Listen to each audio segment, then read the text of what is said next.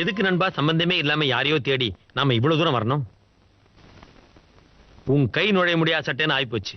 அத்தோட அதை மறந்துட்டு உனக்குன்னு ஒரு நல்ல புது சட்டை வாங்கி போட்டுக்க ஆசைப்படணும். அதான புத்திசாலித்தனம். உடம்பு மறைக்கிற சட்டைன்னா எப்படி வேணாலும் மாத்திக்கலாம் நண்பா. உடம்புக்குள்ள இருக்க மனச அப்படியெல்லாம் மாத்த முடியாது.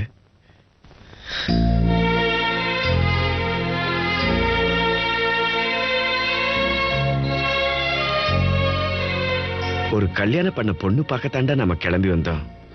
கவிதாவை பார்த்து பேசி பழகி கல்யாணமே பண்ணிக்க முடியாதுன்னு தெரிஞ்சதுக்கு அப்புறம் தாண்டா நான் காதல்னா என்னன்னு தெரிஞ்சுக்கிட்டேன். சரி நண்பா, உன் மனசுல காதல் இருக்குன்னு சொல்ற, அந்த துரையை தேடி கண்டுபிடிக்கணும்னு சொல்ற. அவங்க 2 பேரும் சேர்ந்து சந்தோஷமா போயிருவாங்க. அத்தோட உன் சந்தோஷம் சேர்ந்து போயிடாதா? கழுத்து பொண்ணு காக்கா குத்தும் போது எதுக்கு ஒரு சந்தோஷம் இருக்கிற மாதிரி காதல் நம்மளை கத்தியால குத்தி காயப்படுத்தும் போது கூட மனசுக்குள்ளேயே ஒரு சந்தோஷம் இருக்கத்தாண்டா செய்யும். சிரிச்சுக்கிட்டு அழுகிற சந்தோஷம் காதல் மட்டும்தான் நண்பா. உன் மனசுல இவ்வளவு காதல் இருக்குன்னு அந்த பொண்ணுக்கு தெரியவா போகுது? வேண்டாம் நண்பா. ஒரு பொண்ணை பார்த்த உடனே வர்றது 100% காதல். நான் உன்னை காதலிக்கிறேன்னு சொல்லும் பொழுதே 50% காதல் போயிடும்.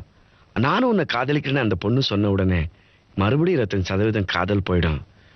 காதலிச்ச 2 பேர் சேர்ந்து வாழும்பொழுது 25% தான் காதல் வாழும்.